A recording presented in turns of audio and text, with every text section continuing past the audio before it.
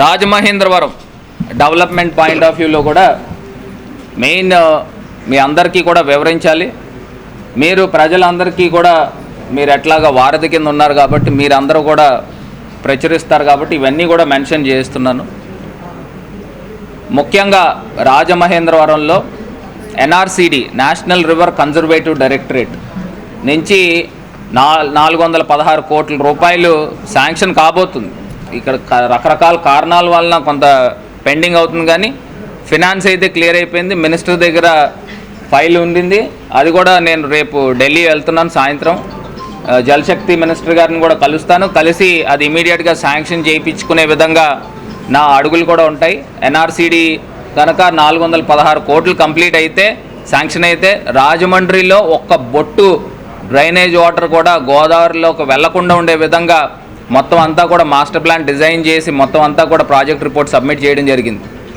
ఈ యొక్క ఎన్ఆర్సిడి వలన ఏదైతే ఉభయ గోదావరి జిల్లాలకు కూడా వాటర్ గ్రిడ్ ప్రాజెక్ట్ చాలా ప్రతిష్టాత్మకంగా ముఖ్యమంత్రి గారు చేపట్టబోతున్నారు.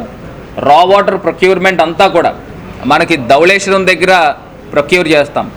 సో ఒక్క డ్రాప్ కూడా డ్రైనేజ్ వాటర్ వెళ్ళకపోవడం వలన మొత్తం రా వాటర్ అంతా కూడా మనకి ఫ్రెష్ వాటర్ ప్రొక్యూర్ చేస్తాం. ఉభయ గోదావరి జిల్లాల ప్రజలందరూ కూడా సురక్షితమైన మంచినీరు కూడా తాగబోతున్నారు. ఈ యొక్క ఎన్ఆర్సిడి ప్రాజెక్టు దీనికి కూడా కాంప్లిమెంట్ అవుతుందని కూడా తెలియపరుస్తున్నాను.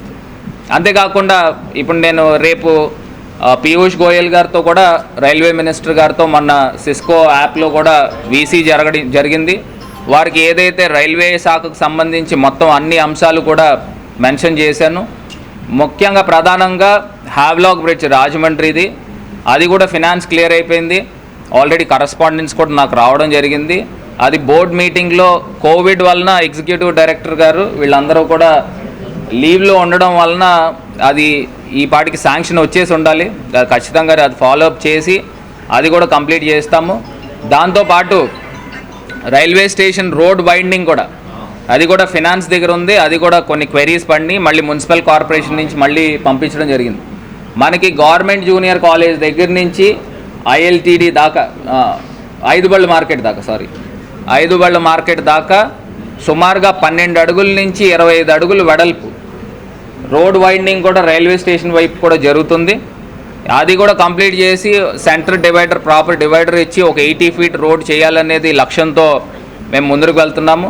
అంతేకాకుండా మేము మిషన్ 2021 జనవరి 1 డిసెంబర్ 31 కల్లా రాజమండ్రిని ఒక న్యూ లుక్ తీసుకురాబోతున్నాము.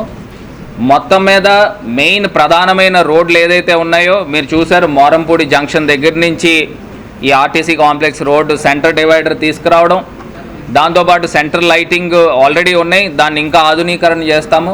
ఎవెన్యూ ప్లాంటేషన్ మనకి హైదరాబాద్ ఎయిర్పోర్ట్లో, శంషాబాద్ ఎయిర్పోర్ట్లో ఏ రకంగా అయితే ఎవెన్యూ ప్లాంటేషన్ ఒకటే లైన్లో ఒకటే రకమైన మొక్క ఏ రకంగా అయితే ఉంటుందో అదే రకమైన పామ్స్ కూడా తీసుకుని వచ్చి మొత్తం ఎన్ని కిలోమీటర్స్ ఉంటే అన్ని కిలోమీటర్ స్ట్రెచ్ కూడా ఎవెన్యూ ప్లాంటేషన్ చేస్తాము.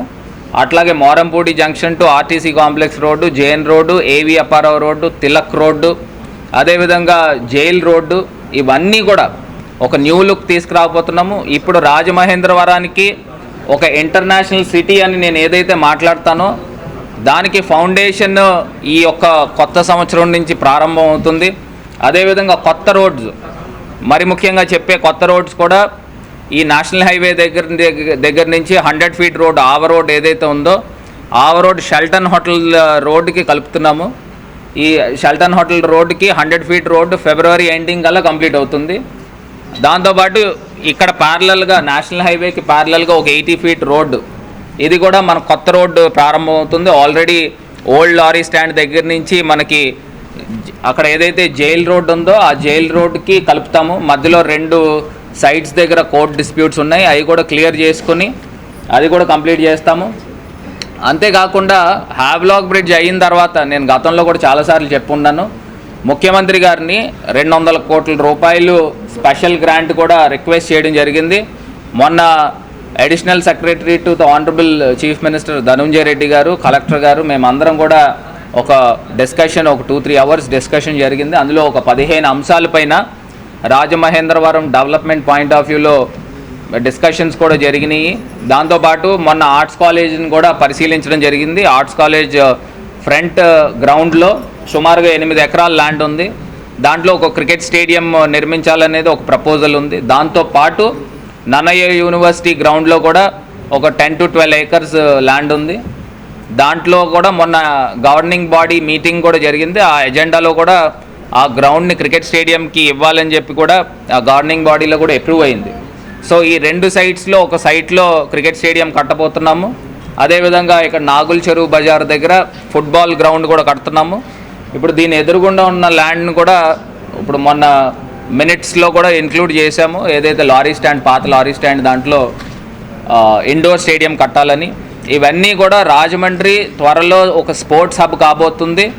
దాంతోపాటు ఏదైతే హ్యావ్లాక్ బ్రిడ్జ్తో పాటు పిచ్కులంక దగ్గర కూడా 5 star రిసార్ట్స్ గురించి కూడా ముఖ్యమంత్రి గారితో కూడా డిస్కస్ చేయడం జరిగింది. దాన్ని కూడా ఒక పీపీపీ మోడల్లో తీసుకుని వచ్చి ఇప్పుడు నా ఢిల్లీ పర్యటనలో కూడా ఏదైతే సీ ప్లేన్స్ గురించి మొన్న గుజరాత్లో స్టార్ట్ చేశారో, Rajahmundry to Visakhapatnam, Visakhapatnam to Rajahmundry, Rajahmundry to Nagarjuna Sagar, Vijayawada, ఈ 3 కూడా సీ ప్లేన్ నడపాలని చెప్పి కూడా నా యొక్క రిప్రజెంటేషన్ కూడా ఆల్రెడీ ఏవియేషన్ మినిస్టర్ గారికి కూడా ఇవ్వడం జరిగింది.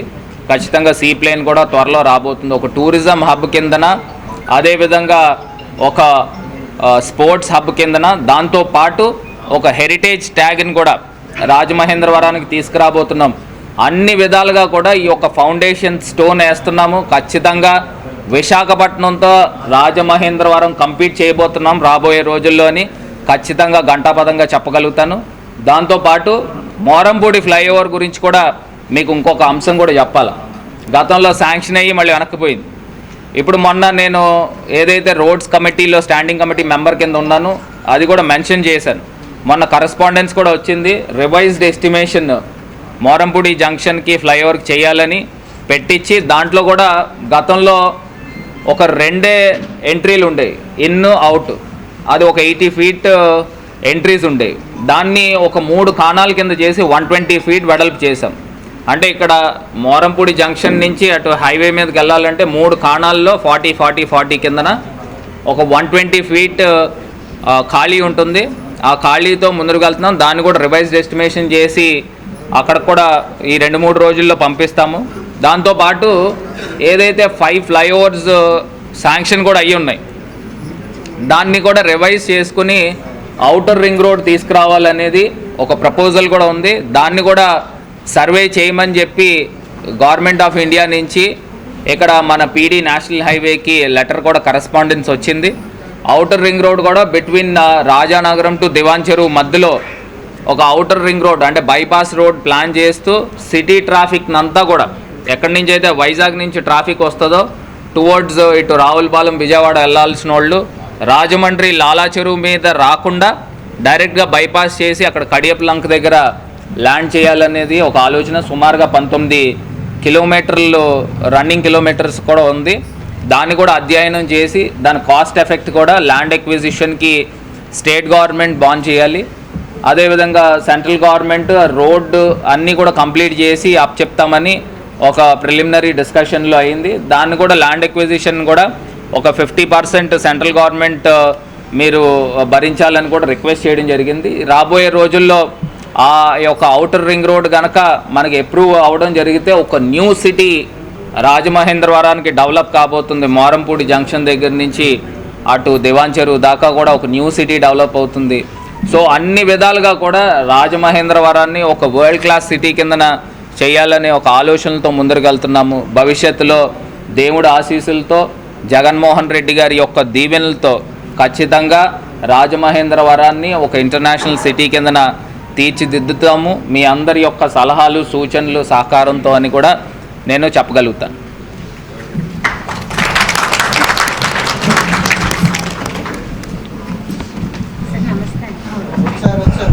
దాంతోపాటు ఇంకొక అంశం ఏంటంటే మనకి December 31 ఏదైతే నేను చెప్పున్నానో ఆ December 31 నాటికి పుష్కర్ ఘాట్ జంక్షన్ కూడా మొత్తం అంతా కూడా కాబుల్ స్టోన్స్తో ఒక వెస్ట్రన్ లుక్ తీసుకొచ్చి ఇటలీలో, రోమ్లో ఏ రకంగా అయితే జంక్షన్స్ తయారవుతాయో కిందనంతా కూడా స్టోన్ వర్క్తో వచ్చేస్తుంది, కాబుల్ స్టోన్స్తో. దాంతోపాటు ఒక ఆర్నమెంటల్ లైటింగ్ కూడా తీసుకుని వచ్చి ప్రాపర్గా ఒక స్టేజ్ నిర్మించి ఏ పెద్ద ఈవెంట్స్ జరిగినా కూడా రాజమండ్రిలో నంబర్ 1 స్పాట్ కిందన పుష్కర్ ఘాట్ ఉంటుంది. అదేవిధంగా దేవీ చౌక్ జంక్షన్ కూడా అదే రకంగా తీర్చిదిద్దుతున్నాము. మొత్తం మీద మీరు చూసినట్టయితే నేను ఇప్పుడు చెప్పిన అంశాలు ఇవన్నీ కూడా చూసినట్టయితే రాజమహేంద్రవరానికి సుమారుగా 1000 కోట్ల పైనే అభివృద్ధి కార్యక్రమాలు జరగబోతున్నాయి. ఒకవేళ కనుక ఓఆర్ఆర్ కనుక శాంక్షన్ అవ్వడం జరిగితే కేవలం ఓఆర్ఆర్ నిమిత్తం 1500 కోట్ల రూపాయల ఎస్టిమేషన్స్ కూడా టెంటేటివ్గా అవుతున్నాయి. సో ఇవన్నీ కూడా ఒక వరల్డ్ క్లాస్ సిటీ చేయాలి అని అంటే ఇవన్నీ కూడా ఖచ్చితంగా అవుతాయి. ఇప్పుడు ఒక టూరిజంని ఏ రకంగా అయితే మనం పుష్ చేస్తామో ఖచ్చితంగా రాజమహేంద్రవరానికి ఫ్లోటింగ్ పాపులేషన్ కూడా ఉంది కాబట్టి ఈస్ట్ వెస్ట్ గోదావరీస్కి హబ్ కిందన రాజమహేంద్రవరం ఉంది కాబట్టి ఈ 2 జిల్లాల్లో కూడా సుమారుగా 1,30,00,000 1,40,00,000 జనాభా ఉంటారు కాబట్టి Rajahmundry one of the finest cities కిందన కూడా కాబోతుంది. దాంతోపాటు అండర్ గ్రౌండ్ డ్రైనేజ్ కూడా ఈ ఎన్ఆర్సిడి స్కీమ్లో రాబోతుంది. సో ఇప్పుడు మనకి ఓఆర్ఆర్ కనుక కంప్లీట్ అయితే ఈ నేషనల్ హైవే కూడా మనకంతా కూడా ఒక షాపింగ్ ఎరీనా కిందన కూడా ఇప్పుడున్న లాలా చెరువు టు మోరంపూడి కూడా ఒక షాపింగ్ ఎరీనా కిందన కూడా తయారవుతుంది. సో ఇవన్నీ కూడా చాలా మాస్టర్ ప్లాన్ చేస్తూ భవిష్యత్తును దృష్టిలో పెట్టుకుని ఇవన్నీ కూడా ఆలోచన చేస్తున్నాము. ఖచ్చితంగా ఇప్పుడు మీరు January 1కే చూస్తారు, రాజమండ్రిలో చాలా చేంజెస్ చూస్తారు. దాంతోపాటు ప్రధానంగా ఇంకొక అంశం ఏంటంటే స్టేట్ మొత్తం మీద మనకి R&B డిపార్ట్మెంట్ నుంచి రాజమహేంద్రవరానికి కేవలం ఫస్ట్ అండ్ ఫార్మోస్ట్ రాజమహేంద్రవరానికి 32 కిలోమీటర్లు పాడైపోయిన రోడ్స్ ఉన్నాయి. అవన్నీ కూడా ప్యాచ్ వర్క్స్ చేస్తూ దానిపైన బీటీ వేయాలని ముఖ్యమంత్రి గారితో కూడా మెన్షన్ చేశాను. అక్కడి నుంచి కూడా ఆర్డర్స్ రావడం వలన ఇప్పుడు రాజమహేంద్రవరంలో ఈ వర్క్స్ అన్నీ కూడా జరుగుతున్నాయి. 31 కిలోమీటర్స్ రాజమండ్రి R&B రోడ్స్ అన్నీ కూడా కంప్లీట్ అవుతున్నాయి. కొంతమంది నేను ఇంకొక మాట కూడా చెప్తాను, తెలుగుదేశం ఇంకొకటి ESI హాస్పిటల్ కూడా అది కూడా టెండర్స్ కంప్లీట్ అయినాయి. అది కూడా వర్క్ కాంట్రాక్ట్ కూడా స్టార్ట్ అవుతుంది. అది ఒక 100 crores ESI హాస్పిటల్ కూడా స్టార్ట్ అవుతుంది. అది కూడా మోస్ట్లీ ఒక 2 yearsలో కూడా కంప్లీట్ అవుతుంది. ఇవన్నీ కూడా కష్టపడి మేము చేస్తుంటే తెలుగుదేశం పార్టీ వాళ్ళ నాయకులు వాళ్ళందరూ కూడా వాళ్ళు క్రెడిట్ తీసుకుంటున్నారు. ఏంటో నిజంగా చాలా ఆశ్చర్యంగా ఉంది. ఇన్ని ఆలోచనలు చేస్తూ మేము ముందరికి వెళ్తుంటే ఇది మేమే చేయించాం అని చెప్పుకుంటున్నారు. అక్కడ మార్కండేయ స్వామి గుడి దగ్గర బ్రాహ్మణులందరూ కూడా పిండ ప్రదానాలు పెట్టుకోవడానికి వాళ్ళు ఎప్పటి నుంచో నన్ను అడిగితే నేను అక్కడ నుంచుని మొత్తం అన్నీ కూడా చేయిస్తే తెలుగుదేశం పార్టీ నాయకులు మేమే చేయించామని చెప్పి మీడియాని తీసుకుని వెళ్తారు. నిజంగా చాలా ఆశ్చర్యంగా ఉంది. ఇవన్నీ కూడా కార్యక్రమాలు అన్నీ కూడా మేము చేపడుతుంటే వాళ్ళు వెళ్ళి ఏదో తిరిగేసి మేము చేయించామని చెప్పుకోవడం కూడా హాస్యాస్పదంగా ఉంది. భవిష్యత్తులో మీరు చేయిస్తే మీరు చెప్పుకోండి, అంతే తప్పితే మేము చేయించినవి కూడా మేమే తీసుకుంటామని క్రెడిట్ తీసుకోవడం అనేది నిజంగా ప్రజలు కూడా గమనిస్తున్నారని కూడా మర్చిపోబాకండి.